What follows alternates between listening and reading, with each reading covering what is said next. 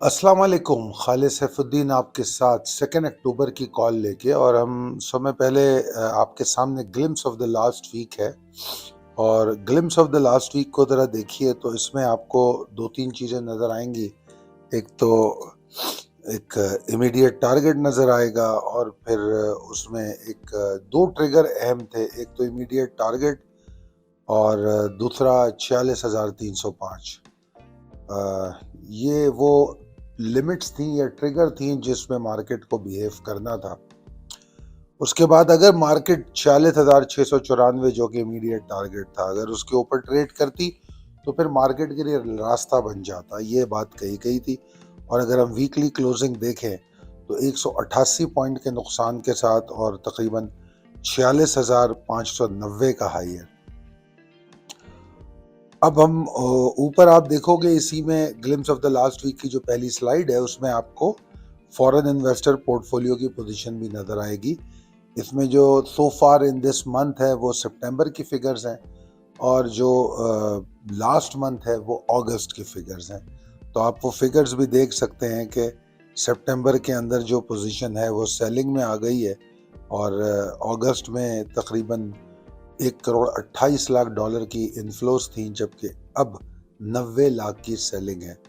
इसी तरीके से जो लोकल इन्वेस्टर्स हैं उन्होंने जो माल बेचा था अगस्त में, अब वो ख़रीदते हुए पाए गए हैं, जबकि इनकी बड़ी लिमिटेड आउटफ्लोज हैं म्यूचुअल फंड्स की।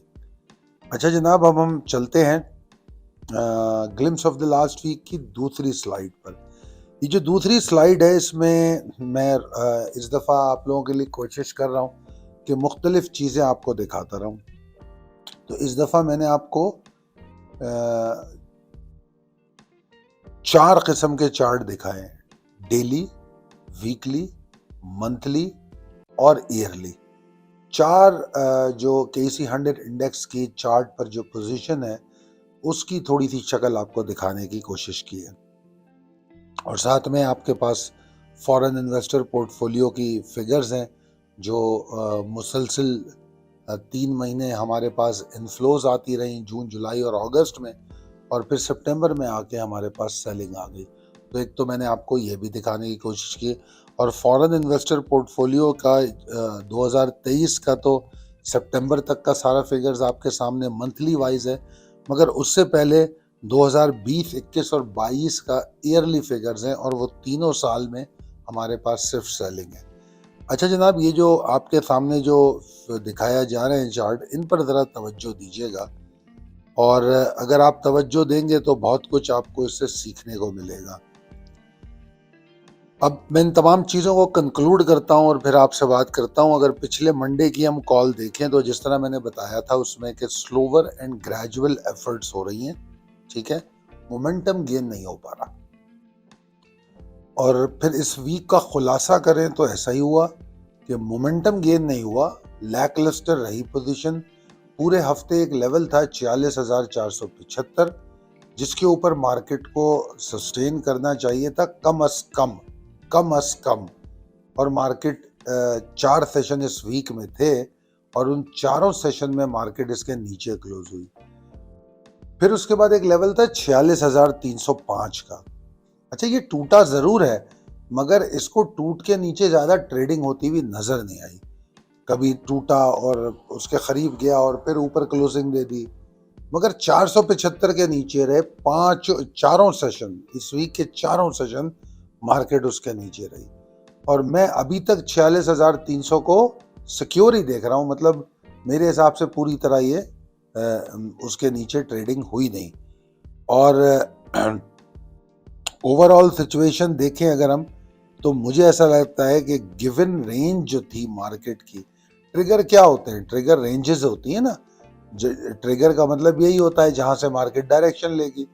तो अगर एक नीचे का ट्रिगर है और एक ऊपर का ट्रिगर है, तो इसका मतलब है कि उसके बीच में जो एरिया है वो मार्केट की वो छोटी या बड़ी रेंज है जिसके अंदर मार्केट मूव करती है। जिस तरह आप ईयरली चार्ट में देखा होगा आपने कि ईयरली चार्ट में मैंने आपको 28,770 और 49,460 की रेंज बताई है। अगर आप नोटिस करें तो इस पूरे साल में मार्केट किस रेंज में ट्रेड हुई है वो दिखाने की मैंने कोशिश की है। मार्च में मार्केट ने एक मूव बनाई थी और वो इसको टॉप रेंज को टेस्ट किया था। उसके बाद मई और जून में मार्केट ने लोअर रेंज को टेस्ट किया था और फिर बहरहाल आप जून जुलाई में तो देख ही चुके हैं कि मार्केट ने किस तरह मूव बनाई और कैसे ऊपर गई। अच्छा जनाब, आगे चलते हैं और आगे हम अच्छा, मैंने एक और चीज़ आपको चार्ट कुछ दिखाने की कोशिश की है और मैंने उसको नाम दिया है summarising the recent rally and current situation. असल में एक अमल होता है ब्लेंडिंग कैंडल्स का, उसमें आप चीज़ों को समराइज करके देख लेते हैं। जैसे अगर आप देखें तो अगर आप डेली चार्ट देख रहे हैं और फिर आप उसको थोड़ा समराइज करके देखना चाहें तो आप वीकली पे चले जाते हैं, तो फिर वो उन 5 सेशन को एक वीक की कैंडल में तब्दील कर देता है। फिर मंथली में चले जाएं तो वो 4 कैंडलों को एक वीक में मुकम्मिल कर देता है। तो आप इस तरीके से समराइज करके बड़े चार्ट पे आते हैं। मगर कोई हमें बीच में से समराइज करना हो कि हम कोई वीक या डेली या आवर्स या मंथ की बात नहीं कर रहे हैं, हम देखना ये चाह रहे हैं कि बेसिकली कि ये जो मार्केट में रैली आई थी, अगर उस रैली को देखें कि वो कहाँ से शुरू हुई, कहाँ तक गई और फिर उसके बाद उस रैली के बनने के बाद की पोजीशन क्या थी, तो वो मैंने कोशिश की है। और ये ब्लेंडिंग जो कैंडल जो मैंने आपको दिखाई हैं, ये 9 हफ्ते की को 2 कैंडल्स में समोने की कोशिश की है। तो आप देखिए कि इसमें एक मूव बनती है। अच्छा, यहाँ मैंने गलती की है कि ये जो ब्लैक कैंडल आपको दिखाई है, ये बेसिकली अगर आप गौर करें तो ये कैंडल ब्लैक नहीं है, ये बेसिकली वाइट कैंडल है। मतलब नहीं, सॉरी, ब्लैक ही कैंडल है, माफ़ी चाहता हूँ। ब्लैक से मतलब गिरावट है। मैंने आपको कोशिश क्या की है, मैं आपको रैली नहीं दिखा रहा, रैली के बाद क्या हुआ है वो दिखा रहा हूँ। 9 हफ्ते की बात है, क्योंकि 31 अगस्त को जो हफ्ता क्लोज हुआ था उस हफ्ते में हम हाई बना चुके थे। थोड़ी माजरत चाहता हूँ, मैं कंफ्यूज हो गया क्योंकि फ़ोन पे मुझे इनफैक्ट मैं फ़ोन पे देख रहा हूँ उन चार्ट्स को, तो वो ज़रा मेरे लिए मुश्किल होता है, मैं आदी हूँ कंप्यूटर पे देखने का। एनीवेज, तो हाई बनने के बाद मार्केट में क्या सूरत हाल हुई या पिछले 9 हफ्तों में क्या हुआ, उनको समराइज किया मैंने 2 कैंडल में। तो मैं देखता हूँ कि मार्केट हाई से नीचे आती है और उसके बाद फिर मार्केट जो रिकवरी लेती है उसकी क्या शक्ल है। तो ये हमने इन 9 हफ्तों को इन 2 में समराइज करने की कोशिश की है। तो एक तरफ गिरावट और एक तरफ रिकवरी, ये 2 चीज़ें दिखाई हैं, एक तरफ गिरावट और एक तरफ रिकवरी। मकसद मेरा बताने का सिर्फ ये है कि क्या जो करेक्शन हुई है उसको हमने कितने फीसद रिकवर कर लिया है, वो मैं आपको 2 कैंडल के शक्ल में दिखाने की कोशिश कर रहा हूँ। उसके बाद आप अगली स्लाइड पे जाएंगे तो मैंने यहाँ पर कुछ गुफ्तगू करने की कोशिश की है कि ये जो मार्केट में ब्लेम गेम होता है कि हम जो गलतियाँ करते हैं हम दूसरों के सरों पे थोप देते हैं, चाहे वो ब्रोकर हो या फलाने भाई हों या पॉलिटिकल सिस्टम हो या माशी मसाइल हों या बुरे कॉरपोरेट रिजल्ट हों, हम कहीं ना कहीं अपनी जो गलतियां होती हैं वो किसी दूसरे पे थोप के अपने आप को जस्टिफाई करते हैं। तो मैंने उस पर बात की है क्योंकि ये हमारी मार्केट का बहुत अहम इशू है। क्योंकि मैं जितना मेरा तजुर्बा है इस मार्केट का, मैंने हमेशा ऐसे लोग देखे हैं जो अपने लॉस की कोई ना कोई रीजनिंग को जानते हैं और वो रीज़न वो बयान करते हैं और वो जिस शिद्दत से बयान करते हैं कि जो मार्केट को नहीं जानता, जो मार्केट का पार्टिसिपेंट प्रॉपर नहीं है, वो तो शायद उनकी बात पे यकीन भी कर ले कि वाकई ऐसा हुआ हो, मगर दर हकीकत वो अपने आप को जस्टिफाई कर रहे होते हैं। तो यहाँ पर मैंने लिखा है कि आप उस वक्त विक्टिम बन जाते हैं जब आप अपने आप को या किसी और को ब्लेम करने में लग जाएं, बजाय इसके आप उसका सॉल्यूशन या उसको किस तरह रिजॉल्व किया जाए वो इशू को नहीं ढूंढते। यानी कि अगर कोई मसला है या कोई गलती हो रही है या मार्केट में कोई तब्दीली है तो उसके सॉल्यूशंस नहीं ढूंढते, बजाय इसके हम उन मसाइल को जिम्मेदार ठहराना शुरू कर देते हैं। तो इसका मतलब है कि अब हम विक्टिम बन गए और हम विक्टिम रहेंगे मार्केट के। और दूसरों पे इल्ज़ाम लगाना ये बिल्कुल उसी तरह है कि बजाय इसके कि अपनी जिम्मेदारियों को एक्सेप्ट किया जाए, समझा जाए, या अपनी गलतियों को माना जाए या समझा जाए, उसके बजाय दूसरों के सर पे वो इल्ज़ाम धर के हम फारिग होकर बैठ जाएं कि यार हमने क्या किया है, वो फलाने भाई ने मार्केट गिरा दी, यार वो इंटरिम गवर्नमेंट आ गई तो मार्केट गिर गई, यार वो क्रूड ऑयल की प्राइस बढ़ गई तो मार्केट बढ़ गई, यार पाकिस्तान में असेंबली टूट गई, या पाकिस्तान में हुकूमत तब्दील हो गई, पिछली हुकूमत थी तो अच्छा था, अगली हुकूमत ख़राब है, अगली बेहतर है, पिछली ख़राब थी। मतलब ये बातें हैं सिर्फ। अब क्या मतलब है ये बातें? क्या इनमें रियलिटी नहीं है? बिल्कुल रियलिटी मौजूद है। ये तमाम बातें बड़ी अहम है। बात सिर्फ इतनी है कि किस बात का कितना वेटेज है और किसको कहाँ इस्तेमाल किस तरह करना है, ये समझ में आना चाहिए। अगर ये तमाम बातें दुरुस्त हैं तो मुल्क के माशी निज़ाम और सियासी अदम इस्तेहकाम तो बतदरीज पिछले चंद सालों में मुसलसल रहा है। उसके बावजूद क्या वजह है कि जून में एक रैली बनी और 9,600 पॉइंट ऊपर चली गई? क्या वजह है उसकी? क्या मौशी सिस्टम ठीक हो गया था? मईशत ठीक हो गई थी? क्या आप IMF को पैसे लेने के बजाय देने लगे थे? क्या हुआ था? क्या डॉलर नीचे गिर गया था? 150 पे आ गया था डॉलर? कुछ भी नहीं हुआ। क्या हर कॉरपोरेशन ने 3 गुना EPS देना शुरू कर दिया था? नहीं, ऐसा कुछ भी नहीं हुआ। फिर मार्केट 9,600 बढ़ गई। तो अगर सिर्फ रोने की आदत हो, ब्लेम गेम की आदत हो, तो हम सिर्फ रोते रहेंगे। हम मार्केट के इस पॉजिटिव सिनेरियो का फायदा नहीं उठा सकेंगे। और इसका तरीका क्या है? बजाय ब्लेम करने की अगर सेल्फ अकाउंटेबिलिटी हो तो हम कुछ सीख सकते हैं। और मेरे पास इसकी बड़ी अच्छी मिसालें मौजूद हैं, क्योंकि मेरे पास जो लोग ट्रेड कर रहे हैं, जो मेरे मेंबर्स हैं व्हाट्सएप ग्रुप के, तो उन्होंने जो अभी कोर्सेस किए तो मैंने तो उनके अंदर बड़ी वाज़ेह तब्दीली देखी है। ख़ास तौर पे जो लोग इंटरनेशनल मार्केट में ट्रेड कर रहे हैं, crude oil, gold, S&P 500, euro, USD, मैं उनकी ट्रेडिंग और उनकी समझ को देखता हूँ तो दाद दिए बगैर रह नहीं सकता कि वो माशाल्लाह इतना अच्छा समझने लगे। तो बजाय इसके कि वो पाकिस्तानी मार्केट में तो ब्लेम होता ही होता है, बाहर की मार्केट में भी काम करते हैं तो अक्सर जो स्टॉक मार्केट से वहाँ जाते हैं वो यही कहते हैं, अरे यार इन्होंने गिरा दिया मार्केट को गिरा दिया। कई दफ़ा सुनता हूँ मैं, गिरा दिया जी, क्रूड की इन्वेंट्री ऐसी आई है मगर मार दिया, गिरा दिया, मार दिया। ये क्या अल्फाज हैं? ये क्या है ये? मुझे तो ये अल्फाज ही नहीं समझ आते मार्केट के लिए। Market is a reflection of human behaviour. तो जो लोग जिस तरह रिएक्ट कर रहे हैं, मार्केट बिहेव कर रही है। चले थोड़ी देर के लिए मैं आपसे इत्तेफाक कर लेता हूँ, पाकिस्तानी मार्केट को मैनिपुलेट करना आसान है क्योंकि इसका वेट कम है, साइज छोटा है, शायद मुमकिन है। मगर कोई ये कहे कि पाकिस्तानी मार्केट 100% मैनिपुलेट होती है तो मैं वो भी नहीं मानता। परसेंटेज होती है कि अगर फर्ज करो 1 करोड़ का वॉल्यूम है तो 10 लाख की ट्रेडिंग मैनिपुलेशन हो सकती है, पूरी 1 करोड़ की ट्रेडिंग मैनिपुलेशन नहीं हो सकती। और पाकिस्तान में चूंकि ट्रांसपेरेंसी की कमी है तो ठीक है, 10 लाख में 1 करोड़ में से 10 लाख की मैनिपुलेशन हो जाएगी। इंटरनेशनल मार्केट जिसमें पूरी दुनिया ट्रेड कर रही है, वहां पर भी यही बात है। तो लिहाजा ये ब्लेम गेम है, तो इससे बाहर निकले। तो खैर बहरहाल मैंने यही समझाने की कोशिश की है। अब अगर आप पहली स्लाइड पर हों दोबारा, तो मैं आपको चार्ट में दिखाऊं। समय पहले ईयरली चार्ट को देखें, वो एक रेंज में चला और जो अपर रेंज है उस पर मुसलसल दस्तक दे रहा है।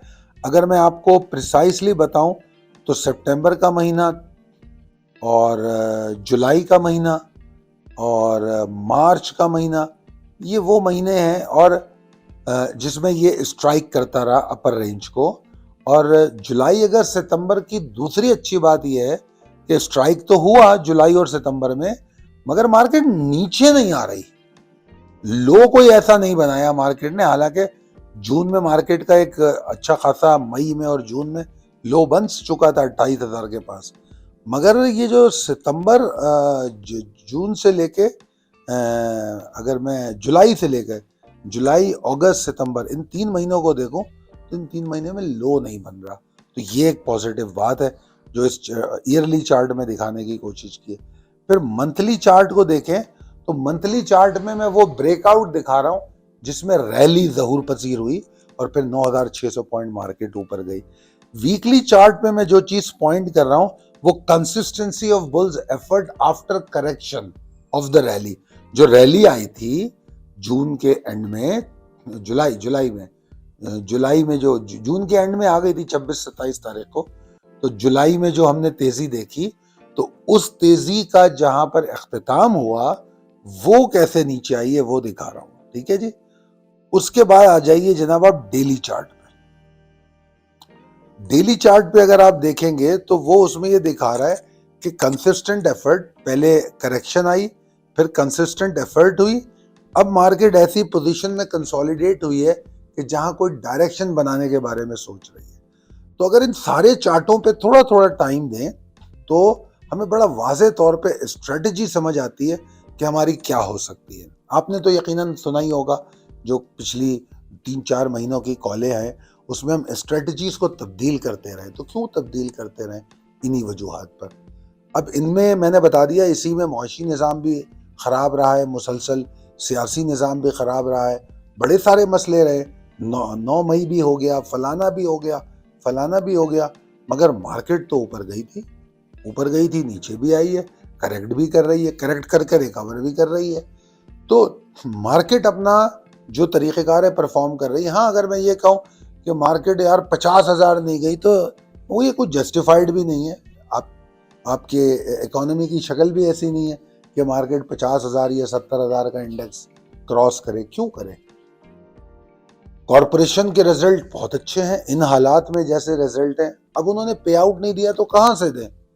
अगर पे आउट दे के जेबें खाली कर देते हैं तो आने वाले मुश्किल वक्त में कॉरपोरेशन सर्वाइव कैसे करेगी? बेरोजगारी बढ़ जाएगी। तो मेरे ख्याल में कॉरपोरेट रिजल्ट भी अच्छे हैं, कॉरपोरेट अनाउंसमेंट इन हालात के एतबार से अमेजिंग है, आउटस्टैंडिंग है, तो मुझे उनसे भी कोई इख्तलाफ नहीं है। तो बात यह है कि मुझे देखना यह है कि मेरा अमल कैसा है, मैं इन तमाम ग्राउंड रियलिटीज को देख के फैसला करता हूं या नहीं।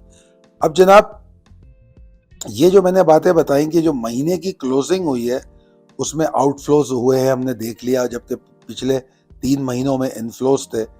और अगर आपने ईयरली चार्ट और ये तमाम चीज़ें देख ली हैं तो आपको समझ आ गया होगा कि मैं क्यों बताने की कोशिश कर रहा हूँ। और यही वजह थी कि मैं स्ट्रेटजीज चेंज करता रहा, रीस्केजुअलिंग ऑफ पोर्टफोलियो के लिए आपको बोलता रहा। अब अगर मैं इसको कंक्लूड करूं, इस जो 4 चार्ट आपको दिखाएं, तो मैं बेसिकली बताना ये चाह रहा हूं कि अब आगे क्या करना है वो मेरे लिए तो बहुत आसान है कि आगे मैं बिल्कुल एज पे खड़ा हूं समझने के लिए कि भाई ये मेरा ट्रिगर है, यहाँ से मुझे ये करना है। अगर मार्केट ये डायरेक्शन लेती है तो मेरे पास एक स्ट्रेटजी बनी हुई है, मैंने उस स्ट्रेटजी को फॉलो करना है। अगर मार्केट 700 के ऊपर ट्रेड करती है तो मेरी ये स्ट्रेटजी। तो मैंने बेसिकली ये चार्ट आपको इसलिए दिखाए। आगे चलें। एक चार्ट है जो स्टॉप द ब्लेम गेम जिस पे मैंने कहा गया है, तो उस चार्ट में देखिए उसमें मैंने रैली दिखाई है। उस रैली को मैंने दिखाने की कोशिश की है कि रैली ऐसा नहीं हुआ यूं करके ऊपर चली गई। मैंने रैली की 3 वेव्स दिखाई हैं और उस 3 वेव के बाद जो चौथी वेव है कमोबेश जिसमें मार्केट हाई बनाती है, वो चौथी वेव फिर रेंज बाउंड चलती है। फिर उस रेंज बाउंड के अंदर चलते हुए उसमें ब्रेकआउट आता है और फिर करेक्टिव मूव बनती है। तो अगर आप इन कैंडलों को नापें, क्योंकि ये डेली चार्ट है, तो आपको नजर आएगा कि आपको ये ट्रिगर मिले थे मार्केट से निकलने के लिए, नई रैली में एंटर होने के लिए। और अगर आपको फिर भी समझना है तो YouTube पे वो तमाम कॉलें मौजूद हैं, डेट को देखें, डे को देखें और उस दिन की जाके डेली कॉल पढ़ लें, आपको समझ में आ जाएगा। खैर जनाब, अब चलते हैं हम पॉसिबिलिटीज एंड स्ट्रेटजीज एज पर टेक्निकल चार्ट की तरफ। अगर मैं शॉर्ट टर्म डेली चार्ट को देखूं तो मुझे बियर्स की पावर ज्यादा नजर आती है। ठीक है। फिर मैं वीकली चार्ट को देखूं तो मुझे एग्जिस्टेंस ऑफ बुल्स की कुछ शवाहिद मिलते हैं कि बुल्स अभी ख़त्म नहीं हुए, वो कोशिश कर रहे हैं। अभी उन्होंने वो मेजर लेवल नहीं तोड़े जिसके बाद मार्केट में प्रेशर आ सकता है। ठीक है जी। तो बियर्स पावर एस्टेब्लिश नहीं है। शॉर्ट टर्म चार्ट पे यानी कि डेली चार्ट पे लैकलस्टर सिचुएशन है, सेंटिमेंट थोड़ा सा बियर्स को सपोर्ट कर रहे हैं, मगर बियर एस्टेब्लिश नहीं है, अभी भी नहीं है। अच्छा, उसके बाद हम जब करेक्शन को देखें तो फेयर करेक्शन है। ठीक है, जून जुलाई में जो रैली चली थी उसकी ठीक ठाक करेक्शन हो गई है और उस करेक्शन के बाद मार्केट रिकवर करने की कोशिश कर रही है। अब रिकवर कर पाती है नहीं कर पाती, वो ट्रिगर बेस्ड है। ट्रिगर आपको दिए हुए, उन ट्रिगर्स के ऊपर ट्रेड करती है तो ठीक है, करेक्शन हो गई, अब मार्केट एक नई रैली बना सकती है। अब वो रैली 2000 पॉइंट की होगी, 1500 पॉइंट की होगी, वो आगे आपको कॉल में बताया जाता है। अच्छा जनाब, अब इन तमाम चीजों को देखने के बाद हम कुछ और बातें हैं जो जिन पर बात कर सकते हैं। वो ये है कि कुछ ग्राउंड रियलिटीज की मैंने बात की है कि इनको भी फरामोश नहीं किया जा सकता। जो चार्ट हम देखते हैं, चार्ट को देखने के साथ साथ अब ग्राउंड रियलिटीज क्या है। अगर पॉजिटिव बात देखो तो मुझे तो सिर्फ वो भी इतनी सी नजर आती है, वो ये कि slowly and gradually rupee appreciate हो रहा है। जो भी डॉलर की स्मगलिंग रोकी है या छापे मारे, जो भी इकदाम उठाए हैं, उससे डॉलर की जो वैल्यू है वो थोड़ी सी बढ़ती हुई नजर आई है, वो रुपी की वैल्यू डॉलर के मुकाबले में। ठीक है जी। अच्छा, अगर मैं बारी बारी करके बताऊंगा आपको। सेंटिमेंट डिप्रेसिव है, ट्रेंड जो है करेक्टिव मेजर्स है, ट्रेंड करेक्टिव वेव ले रहा है। तो अभी उसको डिसाइड करना है कि अगर उसकी करेक्शन कंप्लीट हो गई है तो फिर वो रैली बनाएगा, और अगर करेक्शन जो है उसकी उस मेन रेजिस्टेंस पे एग्जॉस्ट हो गई तो ये दोबारा नीचे चला जाएगा। तो ये करेक्टिव फेज में इंडेक्स मौजूद है और सेंटिमेंट डिप्रेसिव है। ठीक है जी। तो जैसा मैंने कहा कि शॉर्ट टर्म चार्ट बेयरिश है और वीकली चार्ट पे बुल्स की एग्जिस्टेंस पर और कंसिस्टेंसी पर हमें पॉइंट करती है। अब जो ग्राउंड रियलिटी है उसमें क्या है, कॉर्पोरेट अनाउंसमेंट हो सकती है, और उसके बाद जिस तरह मैंने रुपी अप्रिसिएशन की बात की, और उसके अलावा अगर मैं बात करूं तो जो नेगेटिव बात है वो पेट्रोल, बिजली और गैस की बढ़ती हुई प्राइस है, क्योंकि बदम नहीं फैल रही है, उससे काफी टेंशन फैल रही है लोगों के अंदर। जो जो इकोनॉमी का पहिया है जो कि ऑलरेडी रुका हुआ है, वो उल्टा चलना शुरू हो जाएगा, क्योंकि जो क़ुव्वत खरीद है वो खत्म होती जा रही है। क़ुव्वत खरीद पे बड़ा असर पड़ा है।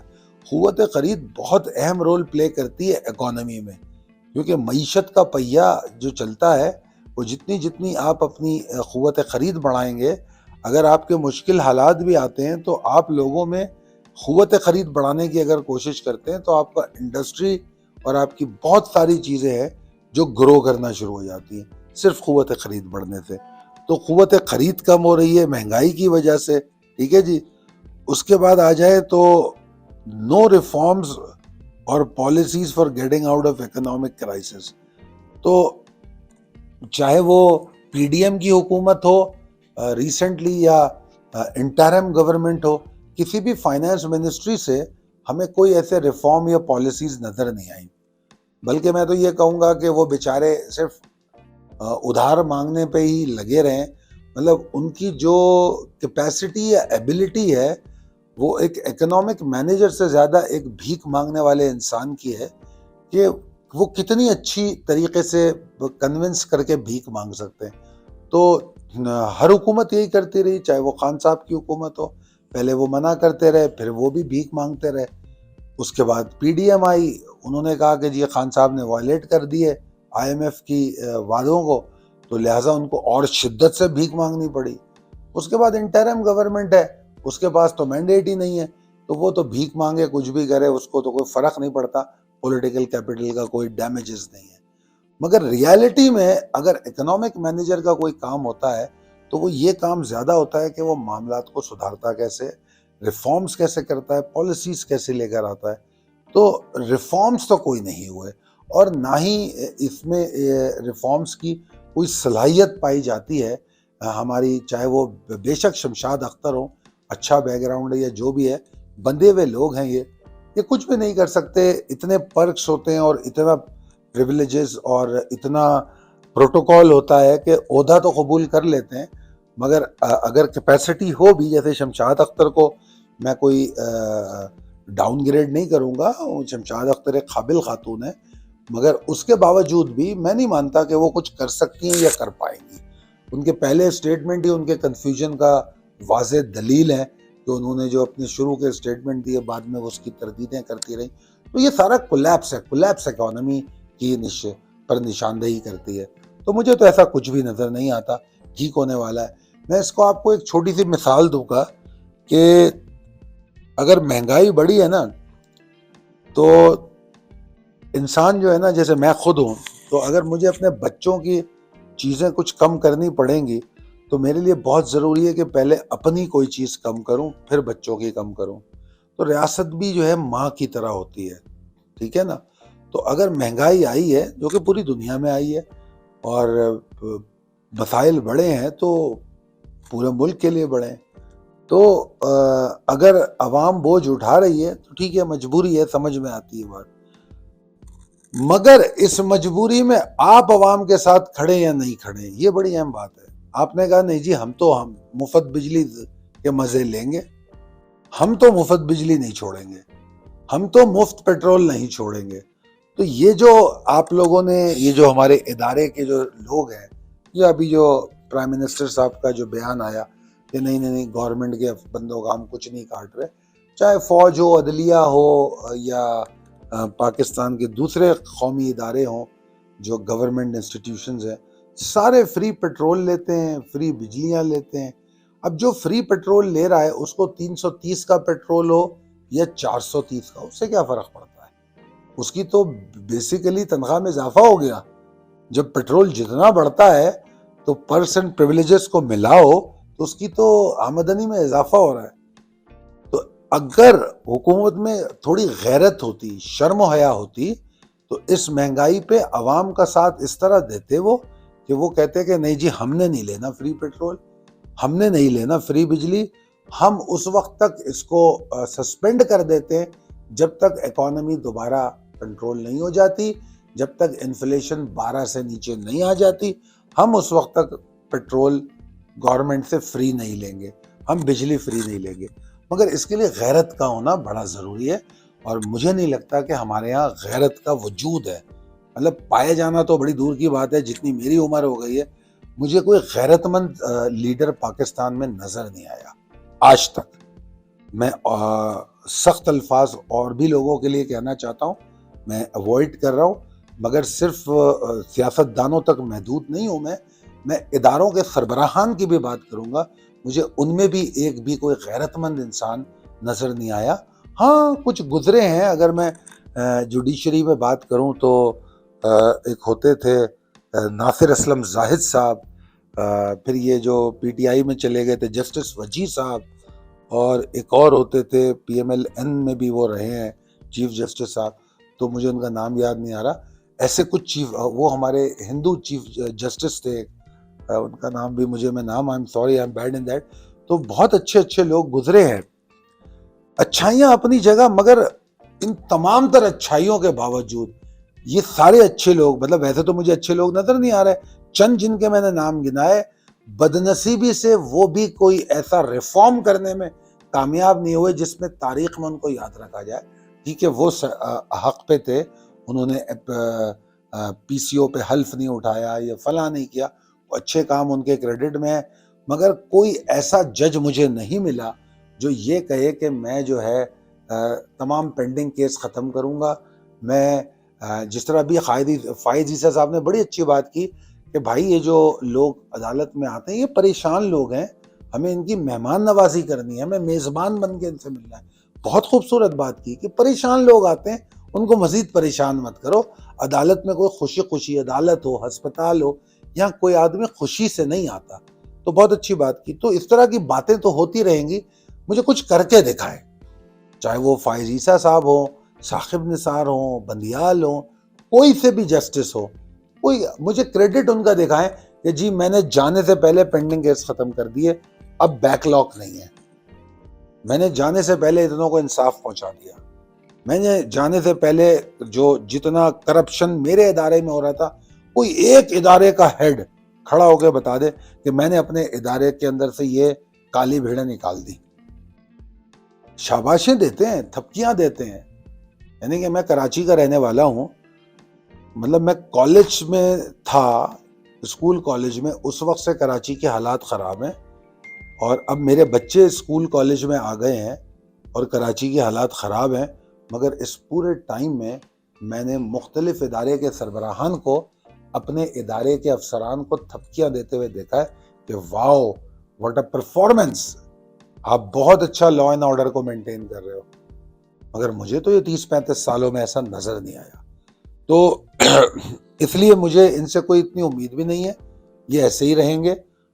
अगर आपको इस मार्केट में परफॉर्म करना है, अगर आपको इन हालात में जीना है, तो मेरा आपको मशवरा ये है कि अपने ऊपर तवज्जो दें। आज से साल 2 साल पहले, या पता नहीं इससे ज़्यादा, मैंने आप लोगों को बड़ा क्लियर मैसेज दिया था कि डैम फंड में पैसे मत डालो, वो आप डैम फुल बन जाओगे। अपने ऊपर इन्वेस्ट करो। अपने ऊपर कैसे इन्वेस्ट करोगे? वो ऐसे इन्वेस्ट करोगे कि आप कोई इन्वेस्टमेंट करो, चाहे वो स्टॉक मार्केट हो या कहीं भी हो, इन्वेस्टमेंट करो। मैंने मुख्तलिफ वक्त में मुख्तलिफ इंडिकेशंस दी हैं। पहले मैंने कहा कि अपने ऊपर इन्वेस्ट करो, पाकिस्तान के किसी प्राइम मिनिस्टर रिलीफ फंड या डैम फंड, इनमें इन्वेस्ट नहीं करो, या इसमें पैसे मत डालो, ये कोई हुब्बुल वतनी नहीं है, ये खा जाएंगे, ये ज़ाय कर देंगे। ये तो बांग्लादेश में आने वाले, जब वो ईस्ट पाकिस्तान था, उसमें जो सैलाब आता था तो उस पर एक कस्टम ड्यूटी लगी थी, वो तो बांग्लादेश के अलग होने के बाद भी कस्टम ड्यूटी लेते रहे, तो कोई पूछने वाला यहाँ भाई नहीं है। तो बेकार में बेवकूफ़ ना बने, अपने ऊपर इन्वेस्ट करें। आप भले एक शेयर लेके रख लें, वो तो आपके काम आ जाएगा और पाकिस्तान के भी काम आएगा। इस तरह मैं मुख्तलिफ 2021 सितंबर में मैंने लोगों को ये सलाह दी कि खुदारा जो रियल एस्टेट में है, वो अपनी कौन कौन सी रियल एस्टेट से बाहर निकलें, और कौन सी रियल एस्टेट में, अगर उसी में रहना है तो कौन सी रियल एस्टेट में आपको जाना चाहिए। तो मैंने कोशिश की आपको अलर्ट करने की, ठीक है ना। फिर उसके बाद अदम एतमाद की तहरीक तो काफ़ी बाद में आई, मेरे ख्याल में 2023 चल रहा है ना, तो 22 के एंड में हमने ये डिस्कशन शुरू कर दी कि माल बेचना चाहिए, ठीक है।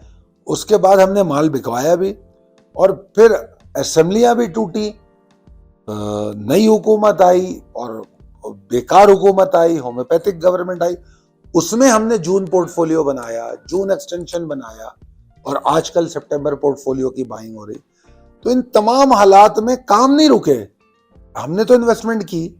और मैं मशकूर हूँ उन लोगों का जो पुराने मैच्योर मेरे मेंबर्स हैं। एक साहब ने मुझे फ़ोन किया और उन्होंने मुझे ये कहा कि आपके मेंबरान ने इन हालात में बहुत अच्छी ट्रेडिंग की और बहुत अच्छे पैसे बनाए। तो ये एक ऑनर था। तो ये सबको ये मौके मिलते हैं, पहचान पाते या नहीं पहचान पाते, ये अहम बात है। खैर बहरहाल मैं आउट ऑफ द कॉन्टेक्स्ट चला जाता हूँ। तो पॉलिसीज़ और गवर्नमेंट पे भी बात हो गई, मईशत पे भी बात हो गई, और बदनसीबी से जब मैं ये वीडियो रिकॉर्ड करने से पहले मैं ख़बरें देख रहा था, तो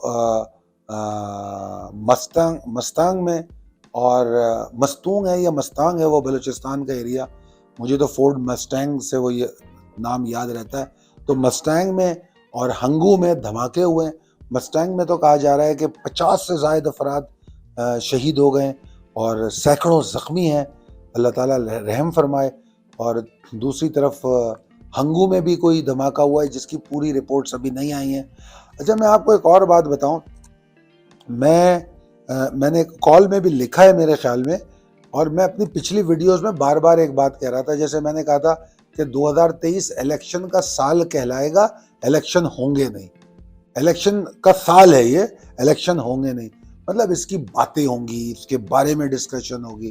तो हमने तो सितंबर आ गया, अदालतों में इसी हवाले से गुफ्तगू होती रही, करंट अफेयर शोज में गुफ्तगू होती रही, मगर इलेक्शन हो नहीं रहे।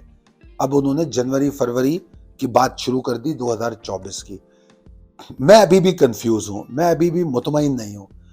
जब इंटरम गवर्नमेंट आ रही थी तो फिर मैंने ये स्टेटमेंट दिया, जो मैं अपनी कॉल्स में अपना तज्जिया देता हूं, कि भाई मुझे ये इंटरम गवर्नमेंट की शक्ल जो है ना आगे जाके बदलती हुई नजर आ रही है। मुझे नहीं मालूम इलेक्शन होंगे या नहीं होंगे, मैं कोई सियासी तज्जियाकार नहीं हूं, मगर बहैसियत मार्केट पार्टिसिपेंट मैं सियासत पे गहरी नजर रखने की कोशिश जरूर करता हूं और अपने समझ के एतबार से उसका तज्जिया करके आपके सामने रख देता हूं। ठीक है जी। तो मुझे ऐसा लगता है कि ये जो इंटरम गवर्नमेंट है ये ना ट्रांसफॉर्म होगी किसी और शक्ल में, ऐसा मुझे लगता है। जब से ये आई है मैं बार बार अपने दोस्तों में, अपने नेटवर्क में ये बात कह रहा हूं। तो इलेक्शन हो जाते हैं और फेयर एंड फ्री हो जाते हैं तो फिर कोई पब्लिक मैंडेट की गवर्नमेंट आ सकती है, मगर इलेक्शन अगर कैलकुलेटेड होते हैं, प्रोग्रामिंग के थ्रू होते हैं कि ये डेटा डालना है और ये रिजल्ट लेना है, तो फिर वो वही ट्रांसफॉर्मेशन ऑफ गवर्नमेंट होगी, थोड़ी सी शक्लें आगे पीछे होंगी और फिर वही सेटअप होगा। और ये मुझे ऐसा ही नजर आ रहा है। और उसकी वजह यह है कि जो आदमी भी आता है वो कोई ना कोई चूरन बेचता है। तो आजकल फिर एक बार इमरान खान एहतसाब और करप्शन का चूरन बेचने की कोशिश कर चुके हैं, फिर उनके अपने लोगों में बेइंतहा करप्ट लोग नजर आए। तो आजकल भी करप्शन का चूरन बेचा जा रहा है, मगर अगर करप्शन वाकई उसका चूरन नहीं है, रियलिटी में करप्शन को रोका जा रहा है, तो मैं आपको 2-3 फॉर्मूले बता देता हूं। अगर वाकई जो भी करप्शन के पीछे पड़ा हुआ है उसको रोकने के, तो वो अपने इदारे से करप्शन दूर करके दिखा दे और अपने इदारे के करप्ट लोगों को सजा दे के दिखा दे, मान लूंगा मैं। नंबर 2, जो डॉलर पे फोर्सफुली ऑपरेशन किया जा रहा है उसकी कतई ज़रूरत नहीं है, बहुत आसान है, हर सिस्टम बना हुआ है। पाकिस्तान में सारे इदारे मौजूद हैं, इवन ये कि पाकिस्तान में नैब बनाने की भी ज़रूरत नहीं थी, FIA मौजूद था। इदारे बना के ना मजीद भर्तियां मत करो, हमें बेवकूफ़ ना बनाओ। ये देखो कि जो इदारे बने हुए हैं वो काम नहीं कर रहे।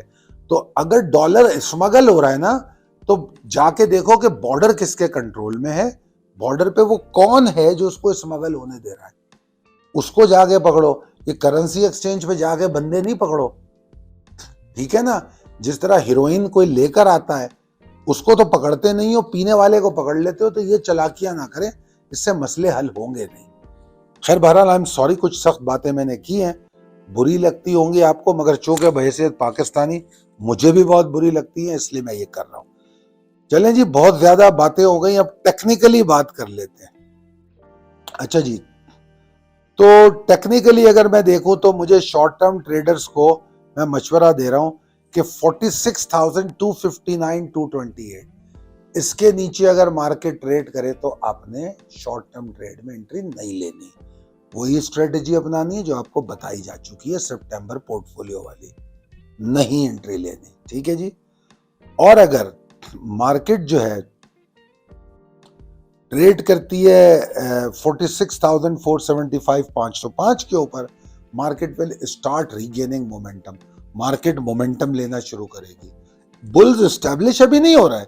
देखिए ऐसा नहीं है कि बस मैं उठ के खड़ा हुआ तो समझ लीजिए कि मैं पहुंच गया।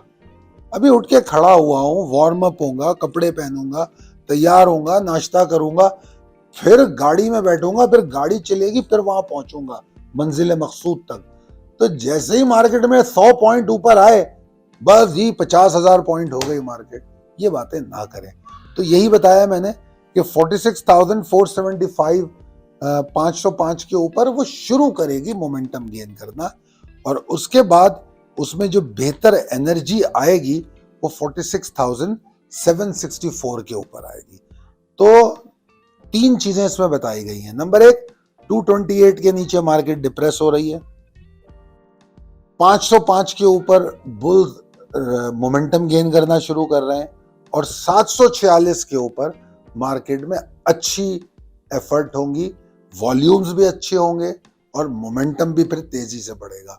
बुल्स एस्टैब्लिश कहाँ होते हैं, वो अगली कॉलों में जब मार्केट उस तरफ चलेगी तो वो भी बता दिया जाएगा।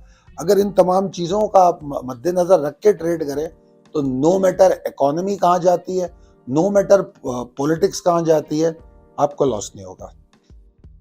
एग्जिट लेने की हिम्मत आप में है तो आपको लॉस नहीं होगा। बीच में मैंने आपको एक और वीडियो की थी, पता नहीं आप लोग मेरी वीडियोस देखते भी हैं या नहीं देखते, जो दूसरी प्लेलिस्ट पे होती हैं लर्न ट्रेडिंग पे। उसमें मैंने एक हेजिंग के हवाले से एक वीडियो पोस्ट की थी कि मौजूदा हालात में